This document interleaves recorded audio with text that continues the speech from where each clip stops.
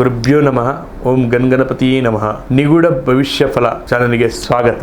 ಎಲ್ಲರಿಗೂ ಯುಗಾದಿ ಹಬ್ಬದ ಶುಭಾಶಯಗಳು. ಕನ್ಯಾ ರಾಶಿಯವರಿಗೆ ಈ ಹೊಸ ವರ್ಷ ಬಹಳ ಕುತೂಹಲಕರವಾಗಿದೆ. ನಿಮಗೆ ಇದ್ದ ಹಳೆಯ ಸಮಸ್ಯೆಗಳು ಬಗೆಹರಿಯುತ್ತದ.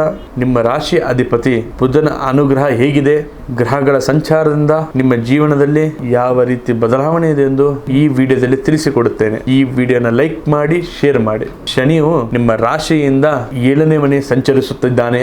ಈ ವೈವಾಹಿಕ ಜೀವನ ಈ ಪಾಳದ ಮುಖಾಂತರ ರೀತಿಯಲ್ಲಿ ಪಾಲುದಾರಿಕೆಯ ಮೇಲೆ ಪ್ರಭಾವ ಬೀರುತ್ತದೆ. ಗುರುವು ಜೂನ್ ತನಕ 10ನೇ ಮನೆಯಲ್ಲಿ ಇರುತ್ತಾನೆ. ನಂತರ ಲಾಭ ಸ್ಥಾನಕ್ಕೆ ಪ್ರವೇಶ ಮಾಡುತ್ತಾನೆ. ರಾಹುವು 6ನೇ ಮನೆಯಲ್ಲೂ, ಕೇತುವು 12ನೇ ಮನೆಯಿಂದ ಸಂಚಾರ ಮಾಡುತ್ತಾ ಇದ್ದಾನೆ. 6ನೇ ಮನೆಯ ರಾಹು ಶತ್ರುಗಳ ಮೇಲೆ ವಿಜಯ ಸಾಧಿಸಲು ಸಹಾಯ ಮಾಡುತ್ತಾನೆ.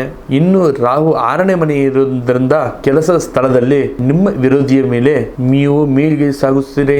ನ್ಯಾಯಾಲಯದ ಕೆಲಸದಲ್ಲಿ ಯಶಸ್ಸು ಸಿಗುತ್ತದೆ. ಇನ್ನು ಬಿಸಿನೆಸ್ ಮಾಡುವವರಿಗೆ ಜೂನ್ ನಂತರ ಹೆಚ್ಚಿನ ಲಾಭವಿದೆ. ಹೊಸ ಪ್ರಾಜೆಕ್ಟ್ಗಳು ನಿಮ್ಮ ಕೈ ಸೇರುತ್ತದೆ.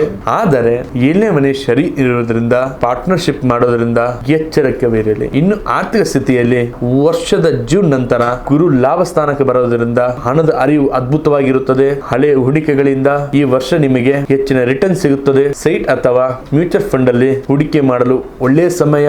ಇನ್ನು ಕುಟುಂಬದ ವಿಚಾರದಲ್ಲಿ 7ನೇ ಮನೆಯ ಶನಿಯು ನಿಮ್ಮ ಸಂಗಾತಿಯೊಂದಿಗೆ ಸಣ್ಣ ಪುಟ್ಟ ಕಲಹ ತರಬಹುದು. ನಿಮ್ಮ ಸಂಗಾತಿಯ ಆರೋಗ್ಯದ ವಿಚಾರದಲ್ಲಿ ಕಾಳಜಿ ಕೊಡಿ. ಇನ್ನು ಮನೆಯಲ್ಲಿ ನೆಮ್ಮದಿ ಇರುತ್ತದೆ.